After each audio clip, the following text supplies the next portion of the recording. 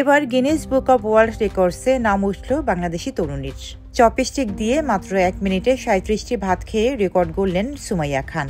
Guinness world রেকর্ডসের নিয়ম ছিল প্রতিবার কেবল একটি করে ভাতের দানাই মুখে তোলা যাবে। চপস্টিকে একটির বেশি ভাত তুললেই রেকর্ড করার প্রয়াস বাতিল বলে গণ্য হবে। এর আগে এই রেকর্ডের পাশে যার নাম ছিল তিনি 1 মিনিটে খেয়েছিলেন মাত্র 10টি ভাত। গিনেস ওয়ার্ল্ড রেকর্ডসকে সুমাইয়া বলেন, রামেন আমার খুবই পছন্দের খাবার। কোরিয়ান সংস্কৃতিও আমাকে খুব টানে, ফলে আমার সঙ্গে সবসময় চপস্টিক রাখতে শুরু করি। এরপর থেকে প্রায় সব ধরনের খাবার খাই চপস্টিক দিয়ে। আর যেহেতু আমি বাংলাদেশি, তাই ভাত খাই প্রতিদিনই। গিনেস ওয়ার্ল্ড রেকর্ডসে নিজের নাম লেখাতে পেরে সুমাইয়া খুবই খুশি। তিনি বলেন, এটা অবিশ্বাস্য, দারুণ অনুভূতি।